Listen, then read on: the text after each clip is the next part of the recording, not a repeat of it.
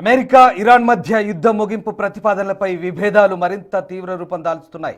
శాశ్వత శాంతి కోసం టెహరాన్ పంపిన తాజా ప్రతిపాదనను అమెరికా అధ్యక్షుడు ట్రంప్ తిరస్కరించారు. ఆ ప్రతిపాదన తమకు ఏమాత్రం ఆమోదయోగ్యం కాదంటూ ట్రూత్ సోషల్లో స్పష్టం చేశారు.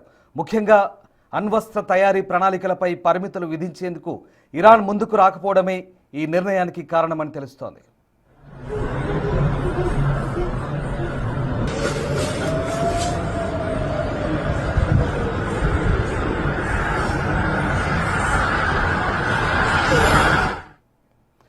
ఓవల్ ఆఫీస్లో మీడియాతో మాట్లాడిన ట్రంప్ టెహ్రాన్తో కాల్పుల విరమణ ఒప్పందం ప్రస్తుతం కొన ఊపిరితో కొనసాగుతుందంటూ వ్యాఖ్యానించారు.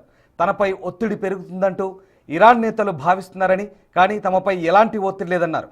తాము పూర్తిస్థాయి విజయం సాధిస్తామంటూ ట్రంప్ చెప్తున్నారు. మరోవైపు అమెరికాకు పంపిన తాజా ప్రతిపాదనలో తమ చట్టబద్ధ హక్కులను మాత్రమే కోరినట్లుగా ఇరాన్ విదేశాంగ శాఖ ప్రతినిధి ఇస్మాయిల్ బాఘే వెల్లడించారు.